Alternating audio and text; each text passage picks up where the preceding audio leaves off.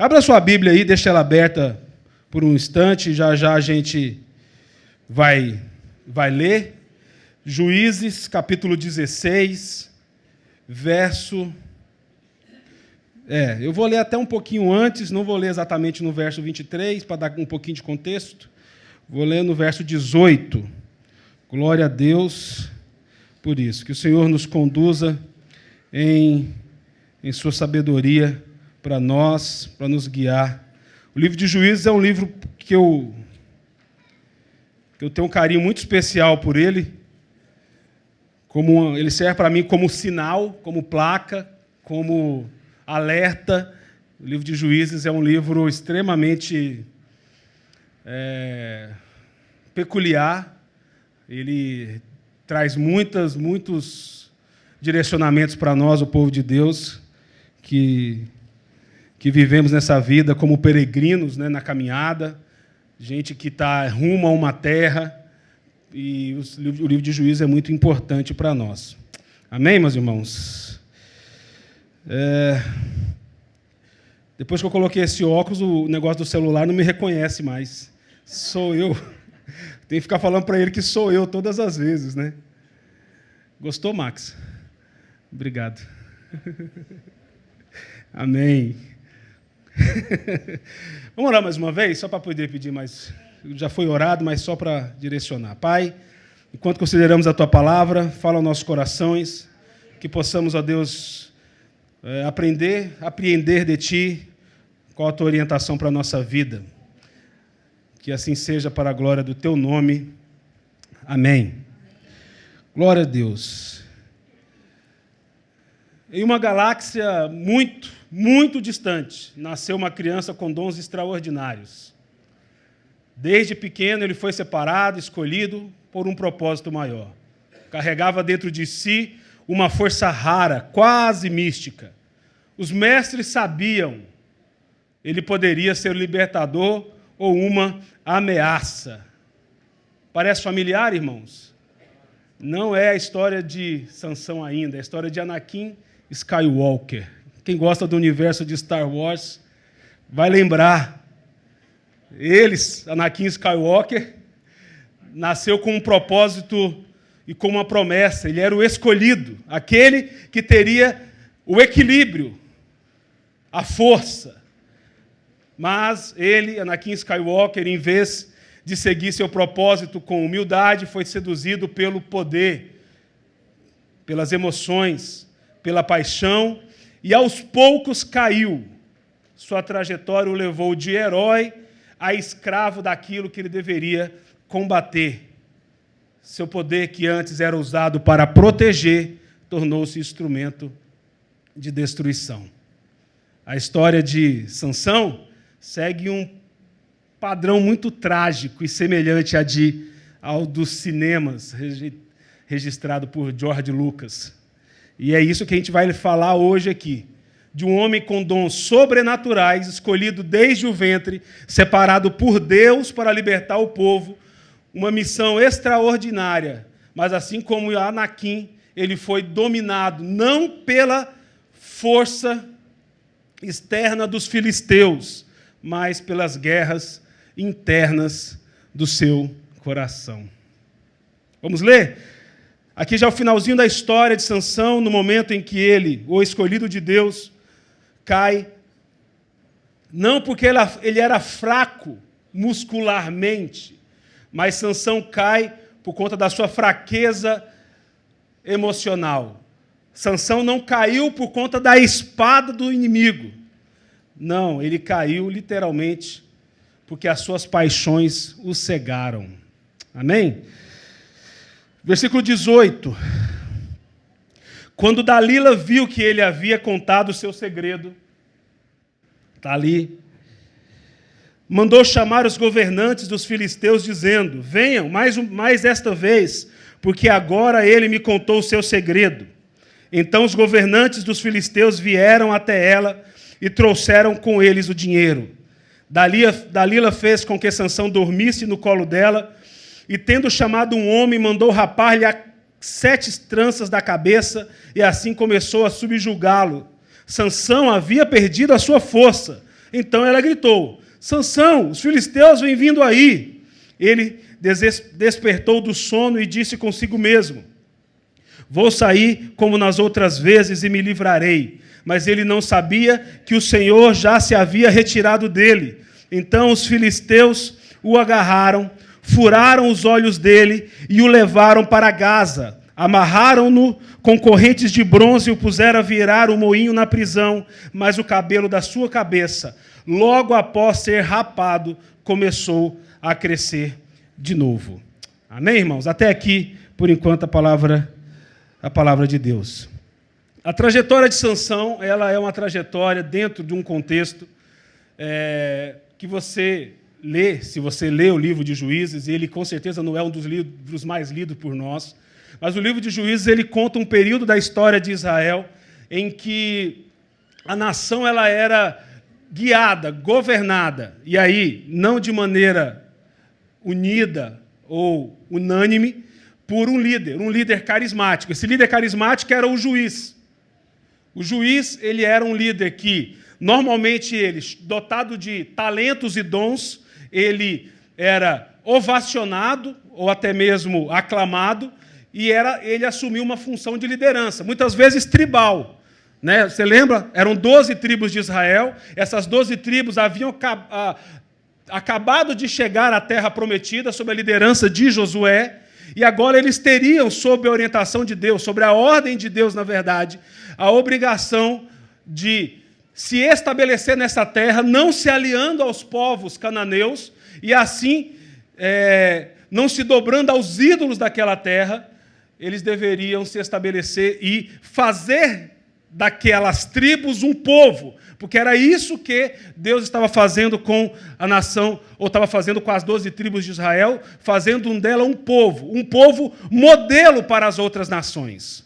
Por isso que a ordem de Deus é expressa: não se aliem, não absorvam, não assimilem os costumes dos povos cananeus, porque senão será a ruína de vocês. Então, Juízes narra exatamente essa história. Após o falecimento de Josué, o que veio a suceder Moisés, na tomada da terra prometida, no seu avanço, no seu estabelecimento enquanto povo. Esse livro de Juízes ele narra um período histórico de mais ou menos 350 anos da história de Israel. Ele vai narrar a história de 12 juízes, e Sansão é o último desses juízes.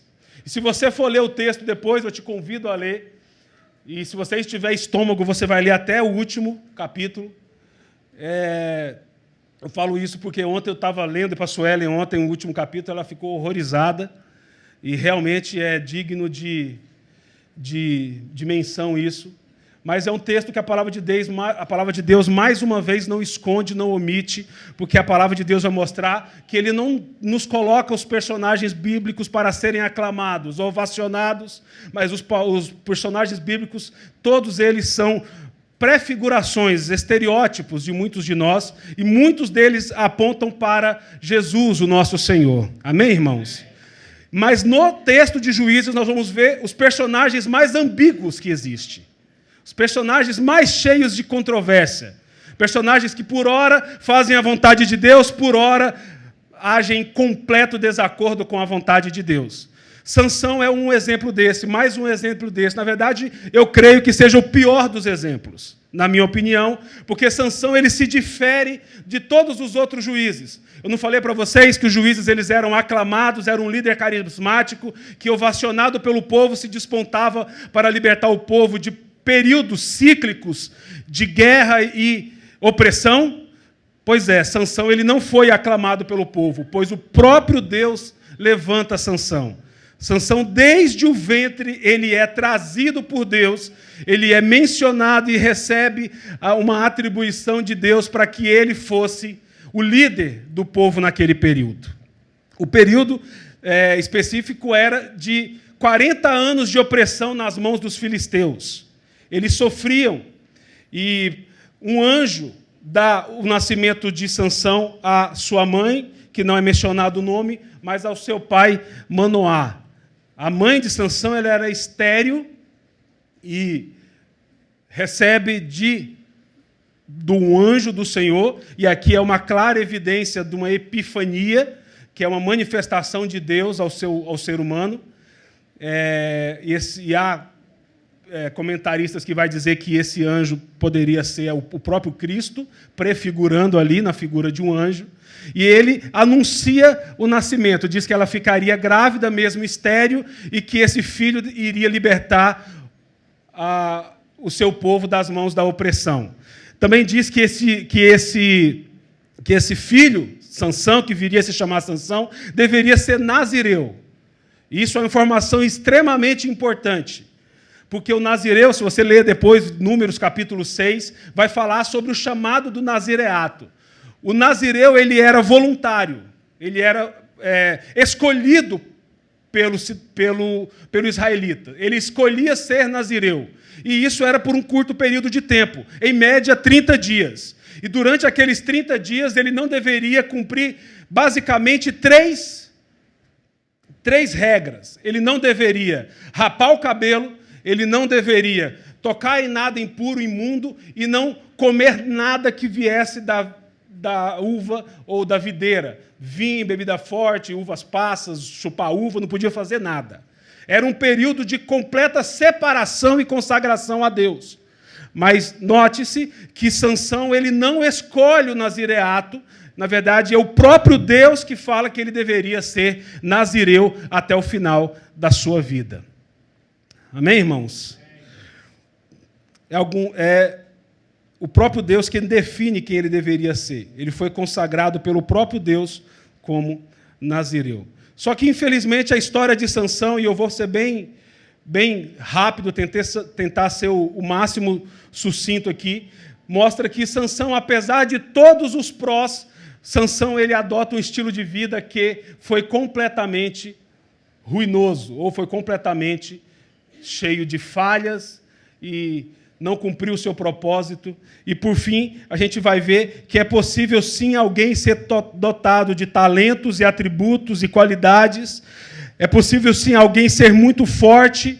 É possível alguém ser extremamente talentoso, apto, bem colocado, mas ele não cumpriu o propósito de Deus. Pelo contrário, fazer somente aquilo que desagrada a Deus. Amém, irmãos?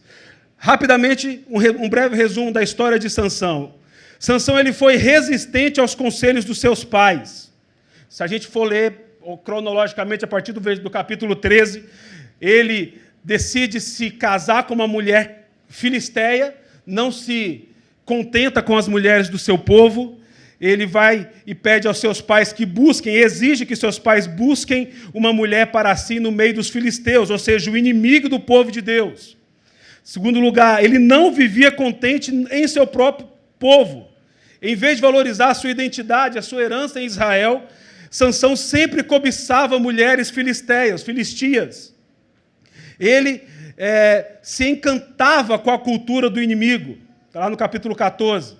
Sansão ele passa a sua vida deixando que seus olhos determinassem a sua conduta. As suas decisões eram motivadas por aquilo que ele via. Ele via uma mulher, ele ia atrás. Ele foi guiado pelos seus olhos e não pelo seu discernimento espiritual. E no final da vida dele, ironicamente, esse que foi guiado pelos olhos, ser cegado. Foi imaturo e inconsequente nas suas relações afetivas. Ele casou apenas por prazer, por paixão. Ele se envolveu com prostitutas. E no fim, Dalila, mais uma filistia. E novamente, volto a dizer, não era para o povo de Israel se aliar com os povos cananeus, como era o caso dos filisteus. Ele mostra que ele buscava apenas o prazer imediato, sem compromisso nem sabedoria. Sansão vivia completamente em confronto com a vontade de Deus para a sua vida e as suas próprias paixões. Ele foi chamado para libertar Israel, mas ele frequentemente vivia como se ele fosse um filisteu. E era estranho ver que ele, Sansão, tinha passagem pelo meio dos filisteus, mesmo sendo o povo inimigo. A Bíblia fala que ele caminhava até um momento crítico de que ele, Sansão, passa então a guerrear pessoalmente com os filisteus, mas Novamente, ele guerreia pessoalmente com os filisteus, não cumprindo o propósito de Deus exatamente no seu coração, mas apenas para poder cumprir a sua sede de vingança. Eu estou fazendo uma menção muito rápida dos fatos, irmãos, mas você é chamado depois a ler a história de Sansão. Amém, irmãos? Depois o texto da mensagem vai ficar disponível e você tem toda a liberdade para poder acompanhar isso aí. Ele foi chamado para libertar Israel, mas ele vivia como se fosse filisteu. Ele seguia apenas os seus desejos carnais. Sansão também subestimou e brincou com o inimigo. Ao ser questionado por Dalila, a mulher da sua paixão, sobre o segredo da sua força, ele zombava e ele ficava inventando mentiras, respostas falsas, brincando com o fogo, até que finalmente cedeu. Por fim, ele quebra o voto de Nazireu por mais de uma vez. Porque conta uma história de Sansão que ele, quando estava indo para a sua festa de casamento, aparece um leão jovem e ele despedaça esse leão jovem com as suas próprias mãos. Passa um tempo, ele retorna e aquele cadáver daquele leão estava lá em putrefação e com mel sendo concebido dentro dele por abelhas.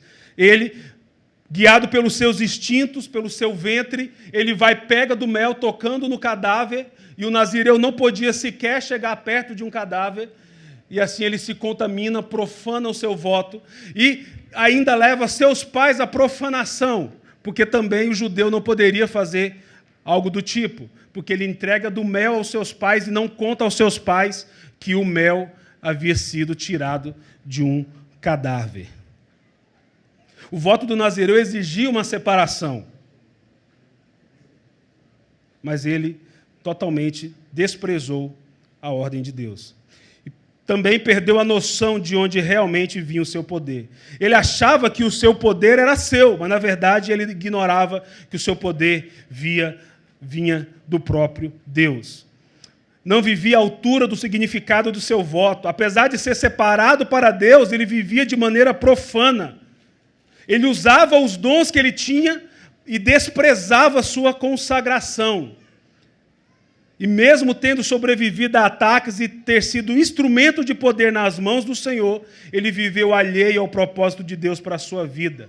Mesmo realizando feitos poderosos diante de Deus, diante do povo, ele, Sansão, raramente demonstrou consciência e zelo pelos propósitos de Deus. É interessante ver que a sede que Sansão tinha por vingança e não pela missão foi justamente a ruína para a sua vida. Perdeu o usufruto dos dons extraordinários por Deus e só percebeu tarde demais. Percebeu tarde demais que aquilo que ele mais carecia, ele havia ignorado por toda a sua vida.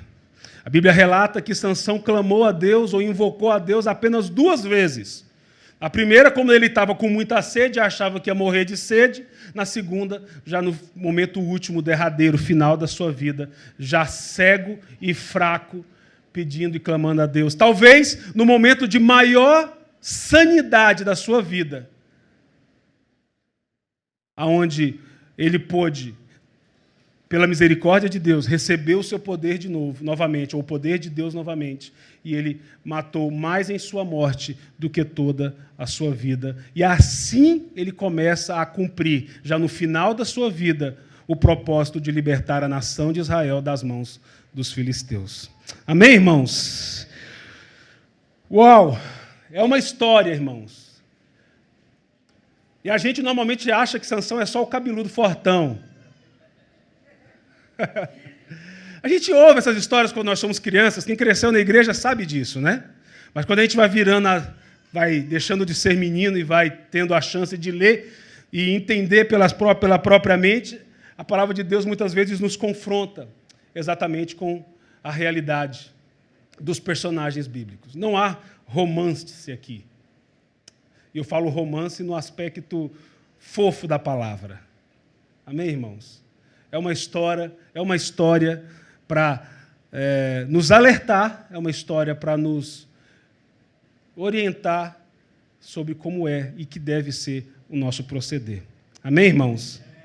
Mas, mais uma vez, a história não só de Sansão, mas de todos os juízes narrados aqui no livro de Juízes, é um livro que evidencia a misericórdia e a bondade de Deus. E que é essa bondade, essa misericórdia que nos sustenta e nos dá força. Amém, irmãos? A história de Sansão nos mostra algo que é muito, mas é muito comumente repetido por nós. E eu quero focar nesse aspecto da vida de Sansão. Sansão, ele via a sua força como um direito e não como uma dádiva. Sansão, acreditava que a sua força era simplesmente sua e que não importava o que ele fizesse ou como vivesse, ele achava que seria forte para sempre. O seu auto-engano não era apenas psicológico, era também na forma como ele entendia e encarava a missão de Deus para a sua vida. Sansão, ele não conseguia ver como ele era dependente, irmãos. E nós também não vemos por muitas vezes como nós somos dependentes da graça e da misericórdia do Senhor. Sansão, no ponto-chave da sua vida, em que ele, deitado no colo de Dalila, entregando a ela o seu coração, e rejeitando a vontade de Deus para a sua vida, ele via sua força como um direito inalienável. Ele via sua força como um direito inalienável, e não como uma dádiva de Deus. Mas interessante era que os próprios filisteus achavam que essa força de Sansão era dele também. Porque o lance de Sansão ser apoderado do Espírito de Deus pela misericórdia, para poder fazer os feitos que ele fazia, era sabido apenas por ele, Sansão. Amém, irmãos?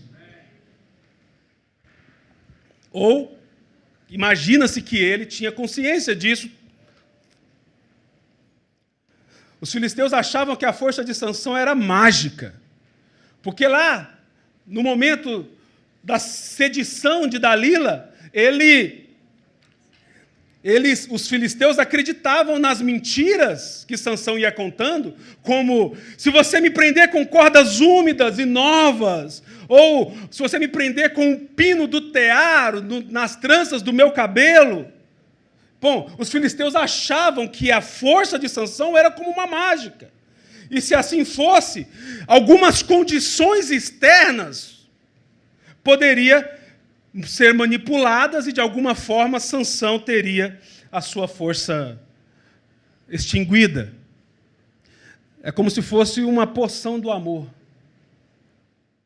Eles pensavam, a gente pega 3 pitadas de óleos de salamandra moído, coloca 3 pitadas e não 2, e vai surtir o efeito que a gente imagina. Basta acertar na dose e a mágica simplesmente acontece. Porque mágica é questão de seguir os passos ao pé da letra. É apertar o botão do sobrenatural e o poder vem automaticamente. E, de fato, Sansão também tinha essa ideia mágica da sua força. Na verdade, ele achava que o poder vinha automaticamente, independente do seu modo de vida. Os filisteus pensavam assim, ele deve fazer alguma coisa para se manter forte. Sansão pensava, não tenho de fazer nada para me manter forte. No entanto, irmãos, a força que vem de Deus, o poder de Deus é diferente. Ela depende das condições interiores. E nisso eu quero dizer de um relacionamento de coração. Não existe poder divino, irmão, sem rendição. Não existe a força que vem de Deus sem entrega, sem relacionamento. A palavra de Deus vai dizer que Jesus envia seus discípulos no poder do Espírito Santo. E que poder é esse? O poder de saber que Jesus está prometendo, eu estarei convosco. É o estar conosco de Deus que nos garante alguma sustentação. É o estar de Deus conosco em relacionamento que nos garante a provisão para essa vida. E não alguns botões que nós apertamos. E não alguns fiapos de coisa que a gente coloca na poção. O que realmente importa não é que o cabelo de Sansão foi cortado, irmãos. Que era, inclusive, o único aspecto que Sansão, até aquele momento, não havia profanado do voto de Nazireu. O único. E é interessante ver que, no voto do nazireato, ou do nazireu, lá em Números, é declarado que toda vez que o voto fosse quebrado, e Sansão quebrou muitas vezes, ele deveria apresentar um sacrifício, rapar a sua cabeça e restartar o voto. E o rapar da cabeça, ainda que já fosse cabeludo, era sinal de humilhação, de humildade, de arrependimento de que havia errado e, portanto, estava arrependido. E Sansão, em nenhuma das vezes que ele quebra o voto, ele se arrepende ou sequer demonstra algum tipo de humildade. Portanto, aqui o cabelo era o último, o derradeiro dos limites que Sansão faltava quebrar. Então, quando o cabelo dele é cortado e o texto diz que o Senhor se retira dele, o que está acontecendo é Deus deixando Sansão à mercê da sua própria força ou fraqueza.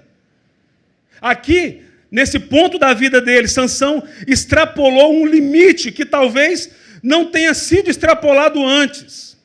O amor de Dalila se tornou mais importante para Sansão do que o amor de Deus. E para Deus talvez fosse este o momento de reivindicalizar, de reivindicar. Nossa, hoje está difícil. Esse era o momento que para Deus era crucial para reivindicar a espiritualidade que Sansão havia negligenciado durante toda a sua vida. Por isso ele se torna fraco na adversidade, em vez de forte e poderoso. Porque a força, irmãos, o poder é a graça, tudo vem de Deus, não de si, como Sansão achava.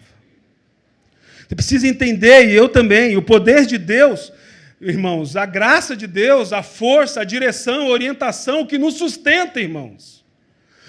O que sustenta os nossos dons, as nossas aptidões, o que sustenta aquilo que nós temos de talento, o que sustenta aquilo que nos põe em alguma condição de vida que seja digna, irmãos, não é a nossa própria força.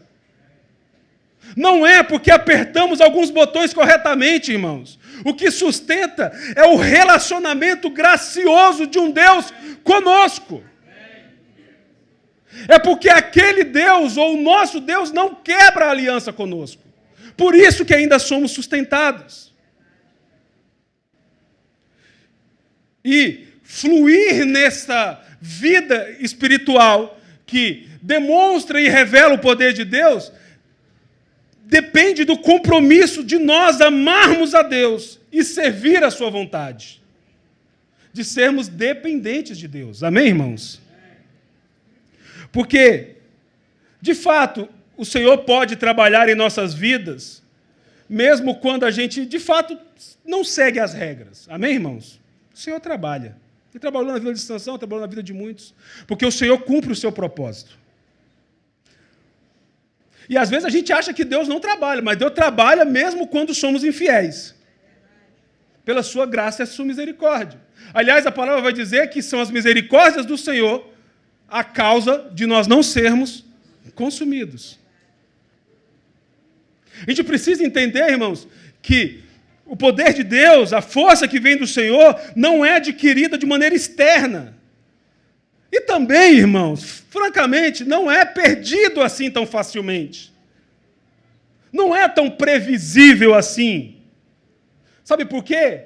Eu falo e explico no sentido de achar que existe uma técnica para manter, para reter o poder de Deus. Não tem. Deus não se curva aos nossos métodos.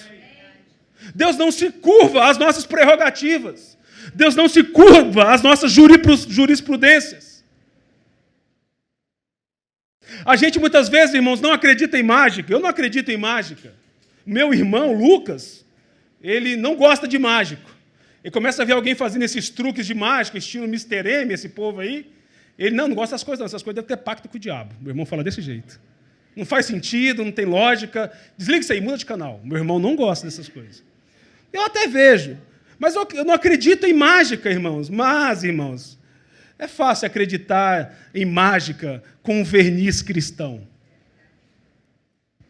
Por que a gente acha mesmo que Deus vai nos abençoar? A gente acha que Deus vai nos abençoar hoje, porque Ele abençoou ontem. A gente acha que Deus vai fazer hoje, porque Ele fez ontem. A gente acha que Deus vai abençoar no presente, porque Ele abençoou no passado. Sabe qual que é o risco disso? Nos tornarmos complacentes, descuidados, omissos. Ah, já que Deus me abençoa, eu posso viver do jeito que eu quero, como Sansão. Já que Deus me abençoa sempre, eu posso seguir a minha vida no curso daquilo que eu acho que deve ser vivida. Existe uma frase no livro de Juízes que ela é repetida a exaustão. Exaustão não, mas repetida várias vezes. Então vai duas expressões. A primeira é assim: naquele tempo, ou seja, no tempo de Juízes, não havia rei em Israel, e o povo vivia conforme bem entendesse. Ou havia uma outra expressão: o povo fazia aquilo conforme determinava os seus próprios olhos, ou vivia conforme o seu próprio jeito de viver. Muitas vezes, irmãos, a gente acredita mesmo que se a gente fizer do jeito certo, as coisas vão dar certo.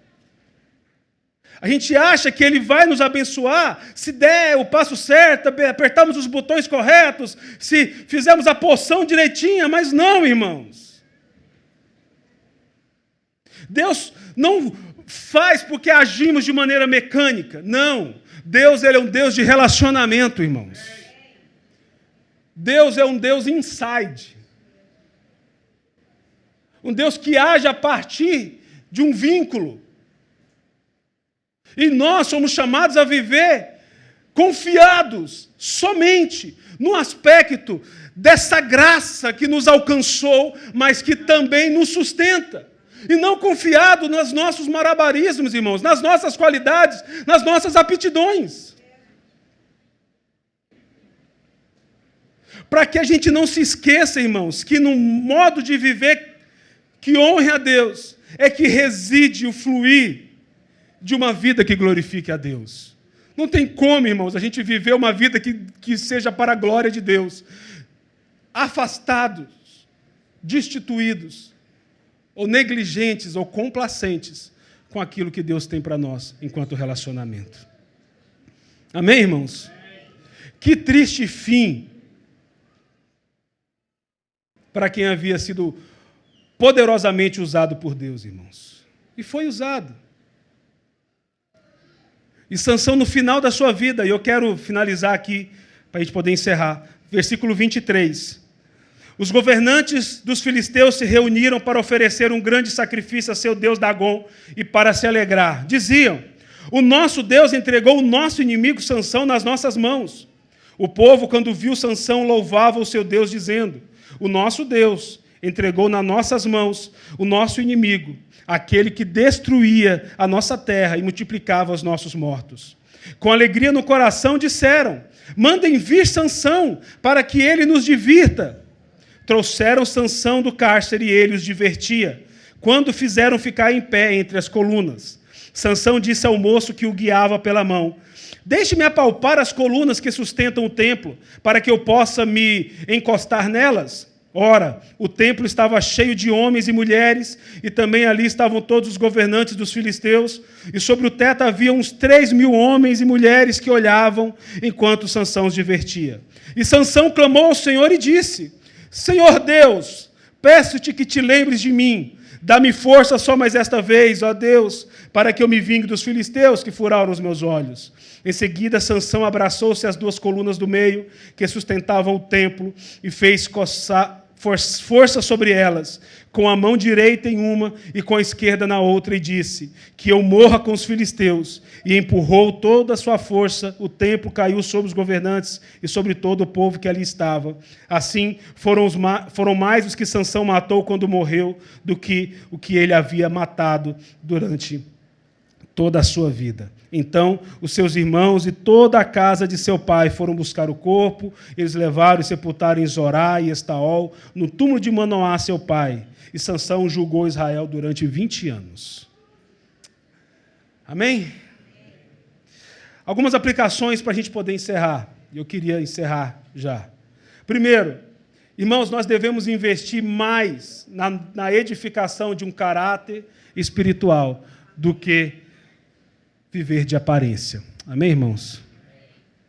A gente vive uma cultura onde a aparência conta muito e vale muito mais do que o conteúdo. A imagem se sobrepõe à essência, mas Deus não vê como o homem vê. O homem olha para o exterior, Deus olha para o interior. E esse caráter interno é construído no secreto, no relacionamento com Deus, na integridade, na obediência da palavra de Deus. Isso principalmente quando ninguém está olhando. E é justamente esse caráter que nos sustenta diante das provações. Segundo lugar, devemos investir mais na pureza da nossa mente contra uma vida de malícia e sensualidade. Irmão, isso é muito importante. Sempre quando você vai ver o ápice de uns problemas ligados a quem está fazendo ou vivendo contra a vontade de Deus, dois aspectos estão intimamente ligados: questões sexuais, de lascívia, impureza sexual e violência. Sempre está junto. Sempre está junto. Como eu falei, se você tiver estômago, depois você lê o resto do livro de Juízes, você vai notar isso. A mente, irmãos, é o campo de batalha da nossa vida espiritual. E a nossa mente ela é exposta constantemente à malícia, à sensualidade, à perversão, se torna insensível à santidade.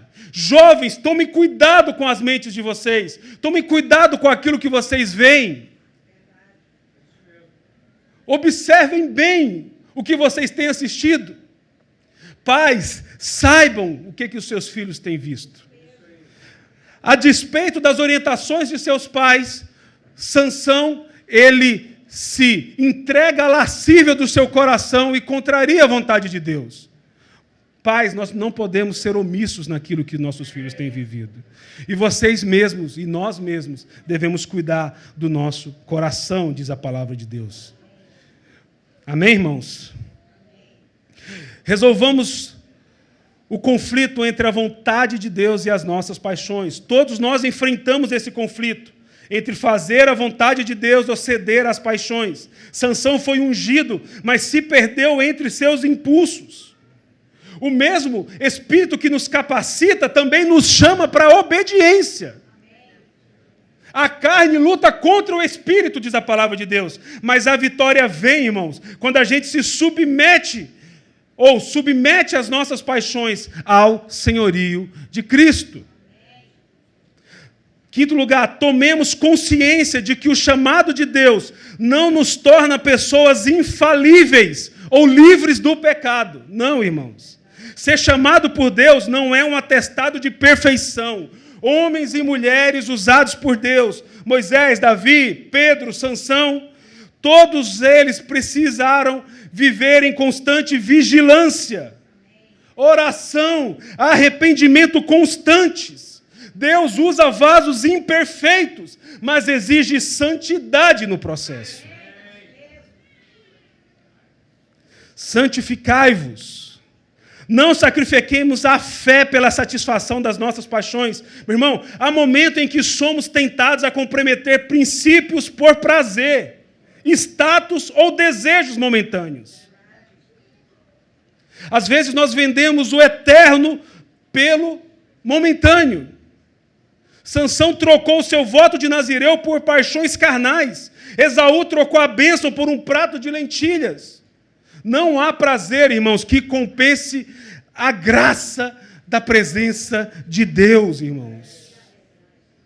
Não podemos negociar a nossa fé, irmãos. Sétimo lugar, apesar de Deus ter cumprido seus propósitos de libertar o povo dos filisteus, isso não torna Sansão inocente. Ele pagou pelos seus erros. Não se engane, irmãos. Deus é soberano. Ele pode usar até mesmo os nossos erros para cumprir os seus planos, mas isso não nos isenta de responsabilidade. Sansão foi um instrumento de libertação, mas também foi prisioneiro das suas próprias escolhas. Deus cumpre seus propósitos, amém, irmãos? Mas nós teremos de dar contas dos nossos pecados. Quando fazemos a nossa vida o que bem entendemos, só deixamos nossos restos para a família.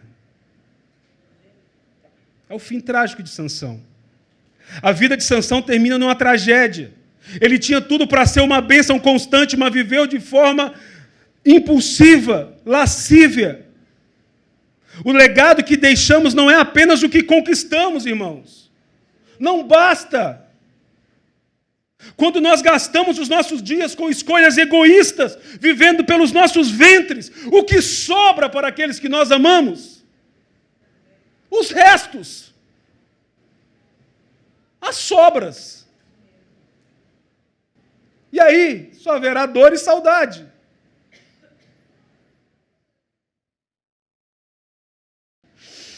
Quando não cumprimos os propósitos de Deus, para finalizar, acabamos andando em círculos e às cegas. Sansão já estava cego, era forçado a girar a roda de um moinho na presença dos filisteus. Ah, irmãos, é um retrato amargo da alma de quem rejeita o chamado de Deus. Força desperdiçada, talentos em vãos, visão comprometida. Irmãos, andar fora do propósito de Deus é perder o rumo, é viver girando sem sair do lugar. Mas deixa eu te dizer uma coisa, há esperança. Eu não podia terminar sem esperança, né, irmãos? Porque quando a gente cai em si, Deus nos dá graça para recomeçar. Amém, irmãos? Graças a Deus. É possível, sim, irmãos, recebemos força no meio da nossa maior fraqueza. E o nosso Senhor Jesus, Ele é especialista nisso. E não deveria ser surpresa para nós, porque é justamente na verdadeira fraqueza que vem a verdadeira força, que vem o verdadeiro controle. Lembra da história de Pedro, lá do retiro que eu contei? João capítulo 21. Jesus diz a ele: apacenta as minhas ovelhas.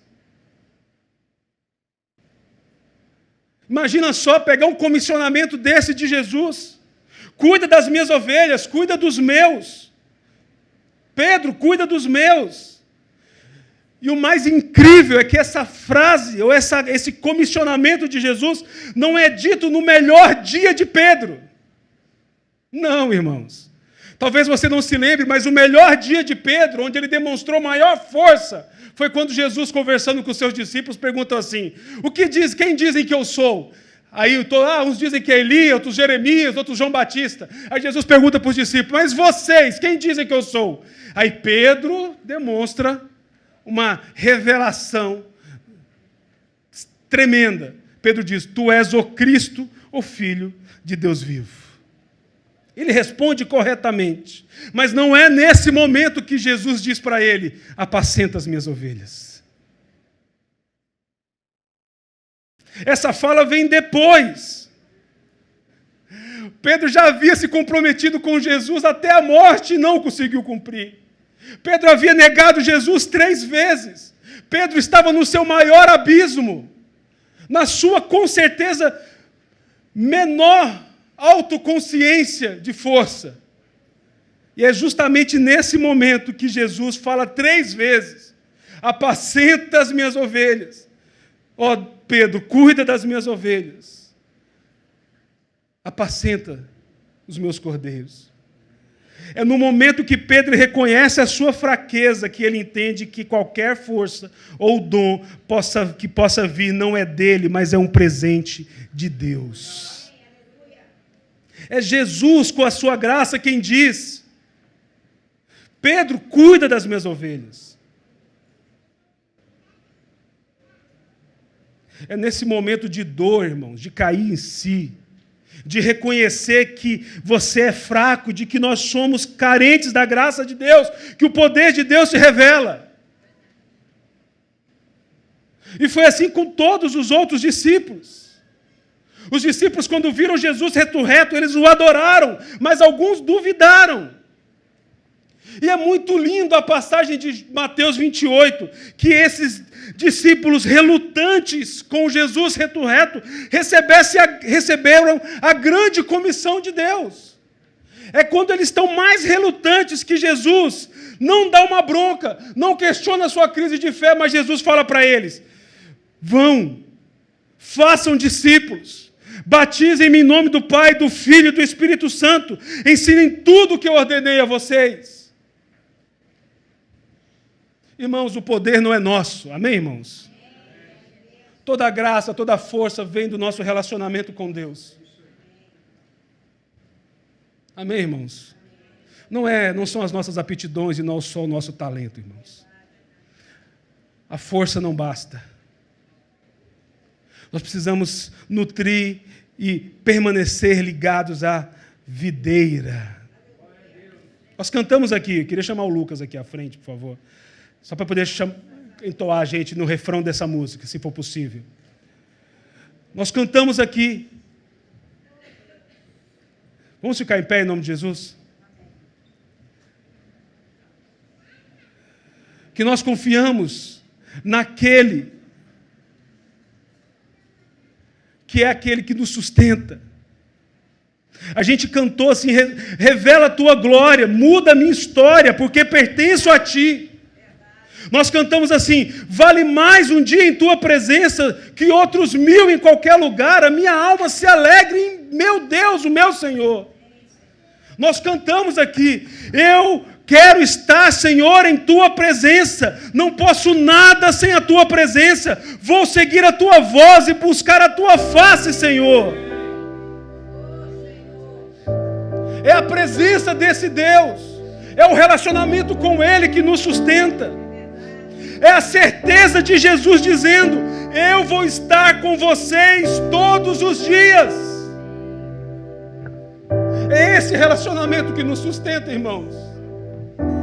Não são os nossos talentos, não são as nossas conquistas, não é o nosso status, não são os nossos bens, não é, irmãos. Não é a família linda e funcional que eu construí ao meu redor, não é, irmãos. Não é meu patrimônio. Não é o saldo bancário. O que nos sustenta, irmãos, e o que nos mantém de pé é a graça, é a misericórdia de um Deus que nos amou primeiro. A Bíblia vai dizer que a nação de Israel, nesse ponto da história, diferente de todas as outras, não clamou, mas Deus, vendo a opressão que eles viviam, manda emergir Sansão dentre eles. Da mesma forma, na plenitude dos tempos, a palavra de Deus diz que o mundo estava em densas trevas, mas Deus envia o seu Filho ao mundo para morrer em nosso lugar. Nós não clamamos pela salvação que veio de Deus, mas Ele nos amou primeiro. Ele veio e viveu, morreu, mas ressuscitou e vivo está, para nos sustentar em todas as nossas fraquezas, irmãos. Que esvaziemos, irmãos, as nossas forças, que depositemos tudo aquilo que nós chamamos de forças diante dEle, porque isso não nos sustenta. A verdadeira força vem de reconhecermos que toda a força vem dEle, irmãos. Amém? Glória a Jesus. Vamos cantar.